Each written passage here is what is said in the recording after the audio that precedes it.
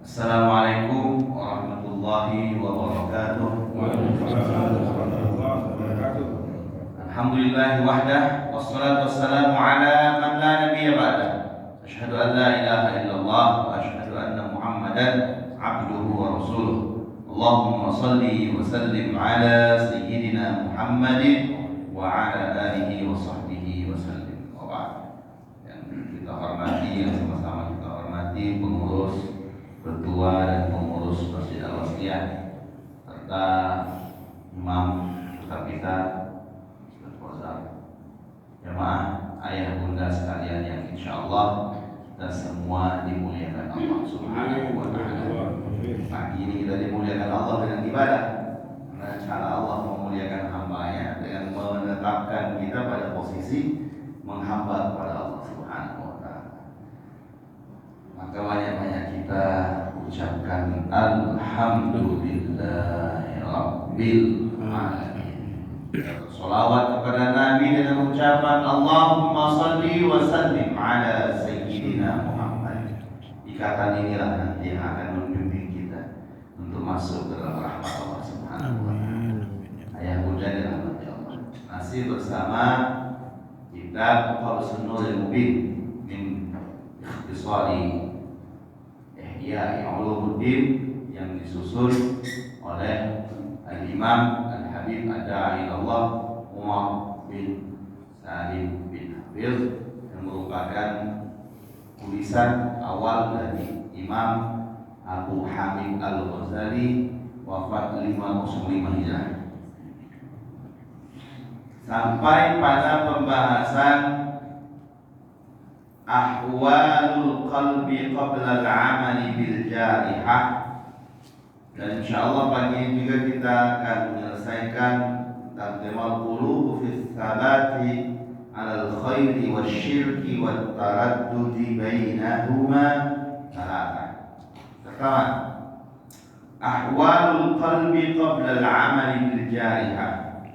Lil qalbi qabla al-amali bil jarihati ahwalun arba'ah: al-khatir wal i'tiqad wal ham wal azam.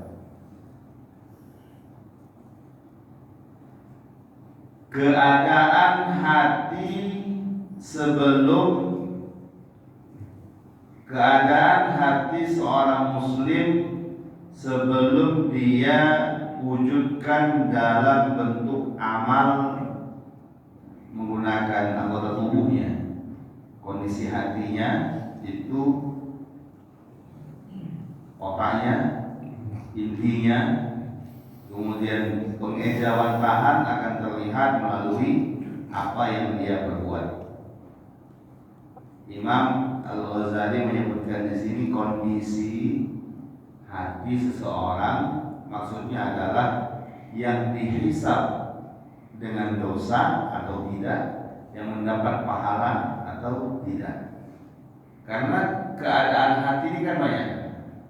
Perasaan hati ada yang cuma sekedar terlintas. Kita lagi naik mobil atau di jalan siang Ramadan, nggak ada apa-apa nih. Tiba-tiba kita lihat di pinggir jalan panas terik itu orang lagi minum es tebu. Hati kita biasanya respon nggak, ada apa di situ langsung? Langsung apa? Kita ngomong seger. Kalau masih nah ini maksudnya kafir. Ini nggak dosa. Ini yang dimaksudnya oleh Imam Ghazali. Kenapa beliau mendefinisikan sampai hal kecil ini? Karena beliau khawatir sekali jangan sampai nanti orang ada salah persepsi. Kalau orangnya sangat keras nanti bisa, wow, emang itu mata lah. Salah. Artinya berubah kepada hukum fikih nanti selanjutnya. Maka ini Imam Al-Ghazali dari awal sudah jelaskan secara detail, termasuk mana yang dapat dosa, mana yang nggak dosa. Lagi puasa, melihat orang minum tiba-tiba terbetik aroma es itu, gitu ya. Kalau hanya terbetik saja, ini tidak akan dihitung dosa oleh Allah Subhanahu wa Ta'ala. Ini berlaku untuk semua dosa, semua kesalahan, semua kemaksiatan. Bapak lagi diamanah jadi pejabat, tiba-tiba dapat proyek lelang, gede ini, gitu ya. Di awal itu kan, itu lintasan pikiran. dalam bahasa tasawuf disebut dalam khatir. Bisa nggak kita tolak itu? Nggak bisa. Nggak bisa. Nggak bisa.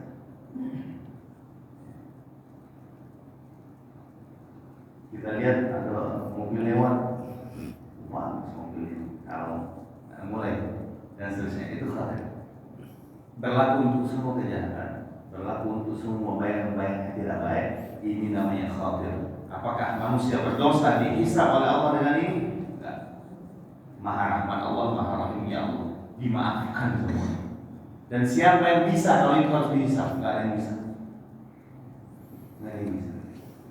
Bagaimana dulu sahabat menangis ketika turun ayat bahwa semua yang Allah akan tahu apa yang terbetik, apa yang terlintas dalam hati, yang diucapkan melalui lisan, Allah semua akan catat, akan hitung itu. Menangis mereka mengadu kepada Rasulullah, ya Rasulullah, ayyuna nutik, siapa yang bisa untuk mengontrol lintasan hati? Enggak ada Rasul, kami takut berdosa semua kami. Maka kata Nabi, sama-sama kita berdoa, Rabbana la tu'akhidna in nasina aw akhtana, Rabbana wa la tahmil alaina isran kama hamaltahu 'ala alladziina min qablina, Rabbana wa la tuhammilna ma la taqata lana bihi. Allah, jangan kau bebankan kami dengan apa yang kami tak sanggup untuk mengikulnya. Maka kemudian Allah jawab, Rabbana wa la tuhammilna ma la taqata lana wa'fu 'anna, maafkan, waghfir lana warhamna anta maulana sunna qawil. Tapi kemudian itu dihukum, dihapus hukumnya, tidak lagi berdosa, dianggap dimaafkan semuanya bagi orang yang tiba-tiba di dalam hatinya terdapat lintasan yang tidak benar. Tapi ingat, ini lintasan yang datang ini bukan dari kita, tiba-tiba datang. Kalau kita duduk kemudian kita ngingoi makan itu, gitu ya, disengajanya itu sudah bukan khatir lagi, ya, itu sudah azam itu. Kalau kau dengar kata ukuran jatuh dari sini, gitu ya, itu sudah azam, sudah keinginan, ya, ini sudah berdosa. Itu yang pertama, lintasan hati saja, ini nggak berdosa kita. Dan itu tadi tidak ada yang sanggup menolak lintasan hati. Yang kedua, nah, hadisnya kata Nabi SAW dari Imam Bukhari, hadis sahih, "Ufiya an ummati ma haddatsat bihi nufusuha ma lam ta'mal aw tatakallam." Allah tidak akan hitung dosa, Allah akan maafkan semua lintasan-lintasan pikiran jahatnya selama belum dia sampaikan, selama belum dia ikuti, belum dilakukan. Jadi ini rahmat Allah. Perasaan-perasaan dosa Allah maafkan. Ini berlaku untuk semua kesalahan. Kemudian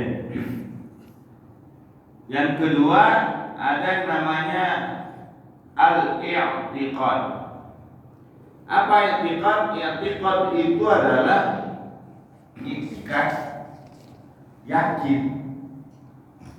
Nah, kalau sifatnya keyakinan, ini sudah berkaitan dengan pahala atau dosa. Bapak yakin bahwa Allah itu Tuhan kita.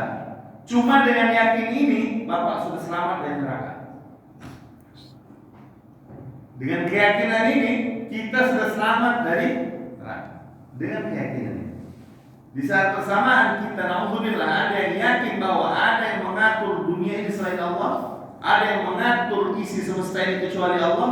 Saat itu kita sudah syirik, sudah kufur, sudah menentang Allah.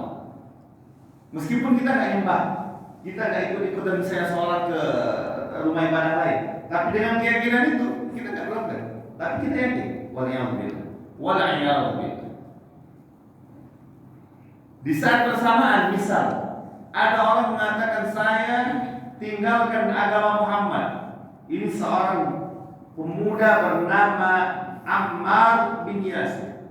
Ketika ibundanya Sumayyah, ayahandanya Yasir, ini anaknya Ammar. Ammar menyaksikan emaknya, bapaknya dibunuh, disiksa karena mempertahankan Allah, Allah, Allah. Begitu sampai giliran kepada ayah Ammar, Ammar kemudian melemah mengatakan, aku tinggalkan agama Muhammad. Mulutnya berkata demikian sambil menangis. Kemudian dia dilepaskan. Begitu dilepaskan berlari beliau mencari Rasulullah SAW. Ya Rasulullah, halal. Saya celaka Rasul. Tadi saya saksikan bapak saya dibunuh, ibu saya dibunuh. Kemudian giliran saya, tapi mulut saya tiba-tiba berkata, saya tinggalkan agama Muhammad. Dan mereka melepaskan saya, wahai Nabi. Kata Nabi, kaifa qalbu? Bagaimana keadaan hatimu ketika kau katakan tadi? Beliau mengatakan, tidak sedikit pun hatiku bergetar, tidak sedikit pun hatiku meyakini bahwa aku meninggalkan agama wahai Rasul. Hanya mulutku saja. Kata Nabi, hatimu ini diukur. Iktikadnya, keyakinan. Dalam kondisi terpaksa, keyakinan yang dipakai. Dalam kondisi biasa, keyakinan yang dipakai. Dalam kondisi yang tidak normal, keyakinan yang dipakai. Maka wamastukriha dalam hadis itu tidak berdosa, tidak dicap sebagai kesalahan umat Nabi Muhammad kalau dia dipaksa. Seperti Ammar bin Yasir tadi, dia langsung mendeklarasikan saya tinggalkan agama Muhammad, dipaksa. Tapi hati tetap i'tiqad kepada Allah dan Rasul, maka dia tetap saja dihitung sebagai beriman. Orang nggak ngomong dia, nggak biasa, tapi hatinya nggak yakin, udah kena dosa. Nggak kelihatan ini Pak. Apa bedanya khawatir dengan i'tiqad tadi? Nggak kelihatan, semuanya dalam hati. Tapi memiliki hukum dan pahala yang berbeda. Seorang bisa masuk surga karena i'tiqadnya, i'tiqad keyakinannya. Seorang juga bisa masuk neraka karena i'tiqadnya. Keyakinan. Dan keyakinan inilah sebenarnya kalau dalam bahasa turunannya sekarang bisa jadi sugesti gitu ya. Dalam kehidupan kita sehari-hari kan hampir seluruh sisi dan lini kehidupan kita ini dipengaruhi oleh sugesti. Sugesti. Orang yang dari kecil dibisiki terus tentang kuntilanak, hantu, pocong, apalagi itu galau-galau itu lah. Dari orang tuanya, dari kondisi kiri kanannya, maka dia akan sangat mudah untuk mengklaim dirinya melihat tadi ada yang terbang. Apalagi yang rambut panjang itu. Apa namanya? Bunga kuntilanak. Memang hantu-hantu di Indonesia itu lucu-lucu. Kuntilanak, pocong, apa gitu. Kalorio, tuyul dan sebagainya. Ini kan tidak mendunia gitu Pak. Itu tandanya bahwa ini kita dipengaruhi sugesti saja. Tidak mendunia hantu kita. Masa hantu cuma ada di Indonesia aja? Gila ke Cina dia pakai pakaian yang bagus gitu, vampir gitu, pakai jas. Kan lucu hantu kita ini. Artinya kita bisa lihat di sini ini bukan hantu. Tidak ada seperti itu Pak. Itu hanya imajinasi yang disampaikan orang tua kepada anak yang memang polos dan ada basic meyakini itu ada. Maka stigma yang dibangun seperti itu. Dan ketika dari kecil jadi cekokin dengan cerita-cerita itu, ya tidak heran nanti besar lihat aku jadi ini kok pocong Ustaz. Wong anak kesian sudah jadi pocong itu, dikubur lagi nanti masuk rame-rame gitu ya. Gila nih pocong uncat masih pakai itu kan salah. Artinya ini cerita yang karena ditakut-takutkan kepada telinga anak kita menjadi sugesti ya. Ada nanti dampaknya apa? Dampaknya anak kita otaknya juga ikut ke sugesti tadi. Dia meyakini oh itu hebat, jin bisa berubah, jin bisa ini. Dia ingin sesuatu yang instan, dia ingin sesuatu yang hajatnya besar tercapai. Dia tidak yakin dengan kemampuannya, dia tidak yakin dengan doa dan harapan ibu bapaknya. Dia yang yakin adalah jin itu hebat, bisa menyampaikan kita kepada sesuatu. Maka yang dia cari adalah siapa yang bisa menaklukkan jin. Maka datanglah mereka ke dukun.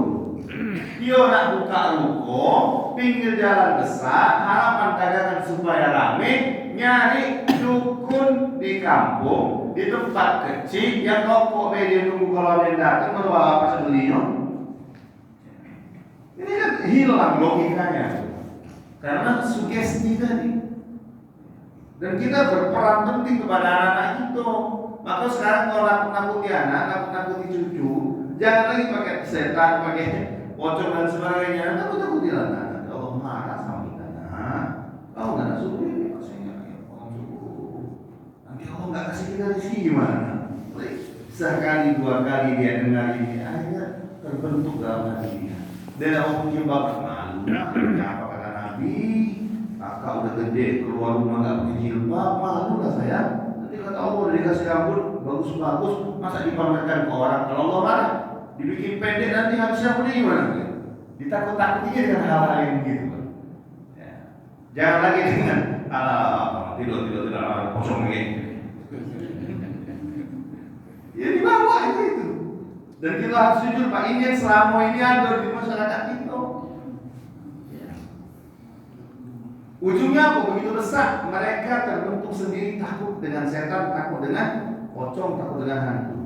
Kalaulah kita berhasil dari kecil membuat mereka takut dengan Allah, aman hidup kita, Pak. Aman hidup kita. Pemain mau kayak polisi. Sekali jadi kalau anak kita keluar kata kecil gitu.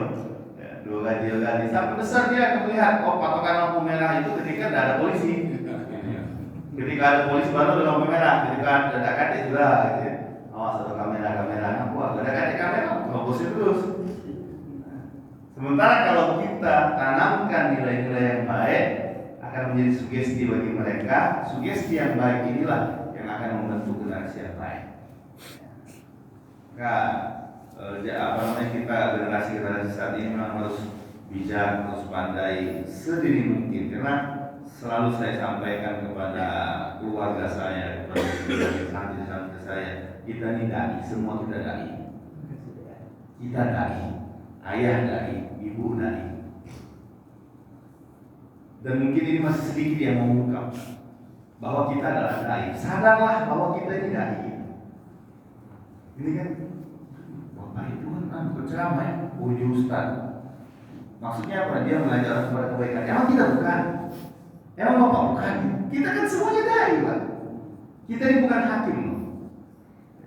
Kita umat Nabi Muhammad ini semuanya dai. Tergantung cakupan dan jangkauannya saja yang beda. Ustaz, masa dai saya nggak bisa khutbah? Emang khutbah? Dai cuma khutbah aja. Semua umat Nabi Muhammad itu dai. Kata Allah, kuntum khairu ummah. Anda kita semua ini adalah umat terbaik. Ukhrijat linnas, yang Allah hadirkan untuk manusia. Apa sih tujuan pentingnya? Ta'muruna bil ma'ruf, menyuruh kepada yang baik, wa tanhauna 'anil munkar, mengingatkan sesama jangan sampai melakukan keburukan. Wa tu'minuna billah, dan beriman kepada Allah. 3 misi hidup ini kita menjadi manusia yang mulia di mata Allah. Jadi jangan kita tinggalkan. Tinggal tergantung dengan kapasitas masing-masing. Bapak punya kantor, di bawah kantor Bapak banyak anak buah, banyak pegawai. Ini semua adalah objek dakwah bagi kita. Apalagi orang-orang pengusaha lebih bebas menentukan aturan untuk bawahannya daripada Ustaz. Ustaz cuma edukasi saja, Pak, pengajian saja. Yang bisa punya jabatan, yang bisa punya kekangan itu adalah para pejabat, para kepala badan, para kepala bidang, para kepala dinas, para pengusaha yang punya anak buah, punya pegawai. Mereka bebas menentukan, seragam aja bisa diatur, masa sholat enggak? Di instansi kan ada seragam, Senin pakai ini, Selasa pakai ini, Rabu pakai ini. Masa untuk mewajibkan mereka sholat jamaah nggak bisa? Ketika di lingkungan kita, masa untuk mewajibkan mereka duduk di hari Jumat baca Al-Kahfi kira-kira nggak bisa? Masa untuk menyempatkan waktu 5-10 menit sebelum waktu zuhur kemudian beras istirahat ke masjid semua nggak bisa? Sementara seragam kita bisa atur, jam masuk jam pulang bisa atur, TPP bisa diatur dan sebagainya bisa diatur kan? Hal-hal yang prinsipil kita, untuk apa kita di situ? Dai digunakan kapasitasnya. Pak, saya tidak bisa apa, cuma ada anak saya di rumah. Ya, anak kita itu objek dakwah kita. Istri kita, ya oke dakwah kita. Dakwah itu gimana sih Pak? Harus ceramah di rumah? Enggak perlu. Bapak tidur, ibu bangun duluan. Pak, tahajud yuk. Itu dakwah Pak. Kemudian mata bapak terbuka, Allahu Akbar, kata bapak sholat, ibu sudah dapat label dari Nabi SAW, perempuan terbaik yang membangunkan suaminya untuk bangun sholat malam, dapat stempel untuk ibu. Ini dakwah, gak kasar kan? Suami apalagi? Memang kewajiban suami. Bangun tengah malam, dilihat istrinya masih tidur, bangun! Coba udah nalimun. Kalau masih baru nikah, bangun, dia tahajud. Atau sudah mau subuh nih, bentar lagi bangun dia. Bapaknya pergi masjid atau saudara di situ dengan keluarganya, itu sudah dapat stempel dari Rasul. Kalau mau divisualisasikan, ini adalah keluarga terbaik. Anak kita demikian, anak-anak kita bangunkan. Bangun terlambat sekolah. Betapa sering kita bangun itu teriak karena terlambat sekolah, tapi nggak pernah kita teriakin anak karena terlambat sekolah. Kan bisa sepaket, ributkan anak pada sholat, bangun dulu waktu sholat. Bangunkan jam 4:30, suruh mandi dan sebagainya sholat, atau sholat dulu masjid, belum mandi sarapan kemudian berangkat sekolah. Kita hiburkan hal-hal kecil ini dari kecil supaya membentuk habit. Biasa dia dengar menjadi sugesti yang inilah pada saat itu menjadi keyakinan dia sampai dia tua. Oh, begini saya harus hidup dari keyakinan tadi. Dan yakin ini mendapatkan pahala kalau benar, kalau salah dapat dosa. Meyakini kebenaran mendapat pahala, meyakini kesalahan dapat dosa. Mohon maaf, ada orang yang